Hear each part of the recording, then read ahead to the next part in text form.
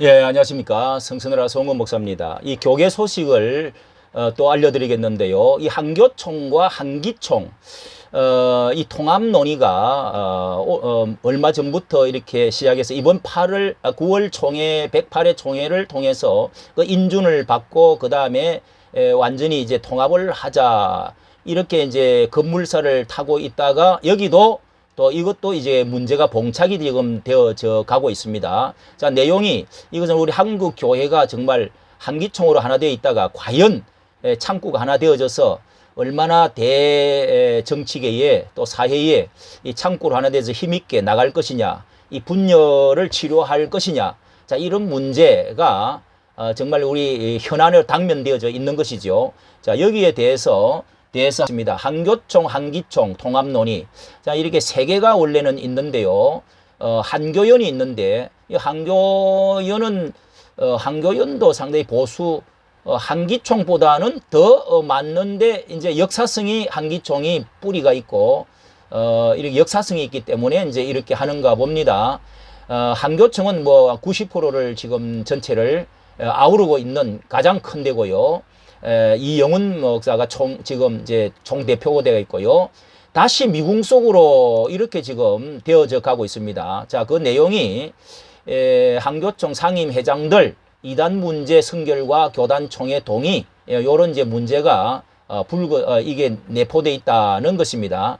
자, 여기서 이제 여기에 한국교회 총연합회 18일 날 종로구 한국기독교회관에서 회의실에서 상임회장 회의를 여는 가운데 소강석 목사가 이게 준비 위원장인가 돼가지고 지금 발언을 하고 있는, 자, 이런 소강석 이렇게 통합준비위원장으로 지금 되어 있는데요. 자, 소강석에 대해서는 이 찬반이 좀 있죠.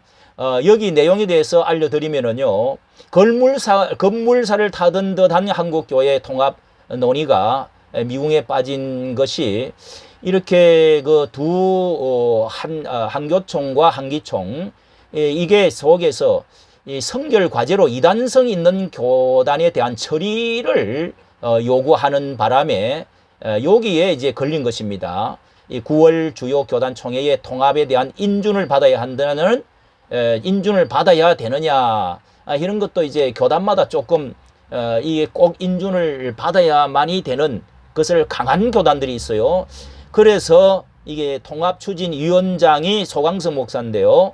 여기에 양 기관이 통합기관의 명칭은 이 명칭은 한기총으로 그대로 하고, 이렇게 그 다음에 뭐 운영, 대표회장 선출 등 정관 그 법은 옛날에 있었던 한기총,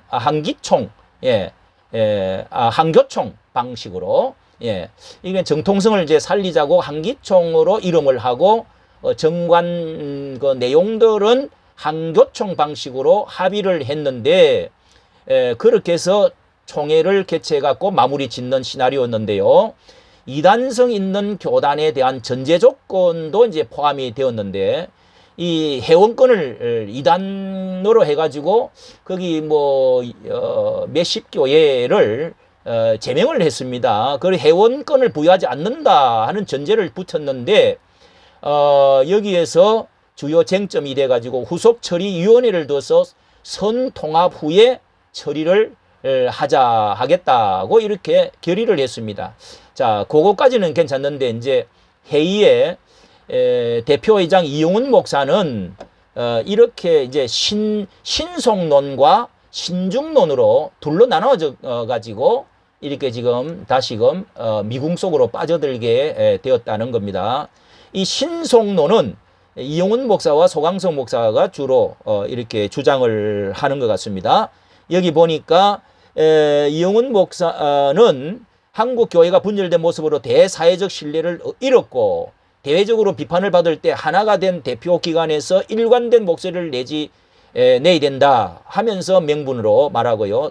통합된 기관이 고 한경지 목사님이 이 창립하신 한기총의 역사성을 계승하고자 그 이름을 써대 금권 선거 등 교권주의를 배격하고, 이 금권과 교권이 제일 큰 문제죠.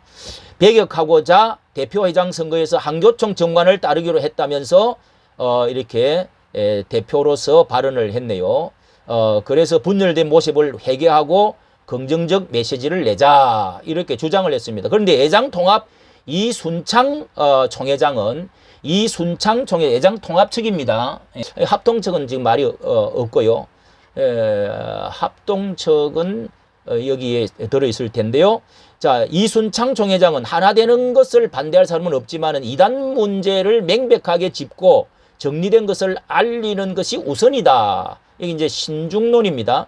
조금은 천천히 가자. 본회의에 보고하고 결정할 수 있도록 9월 주요 교단들의 총회 이후로 미뤄달라. 예, 이번 해까지 급하게 하지 말고 총회 이후로 인준을 받고 그렇게 이제 좀 신중하게 가자. 고신척의 근호현 총회장도 본 교단은 한기총과 한교연, 그러니까 지금 여기 한교연은 빠졌는데요. 한교연이 두 번째로 큽니다.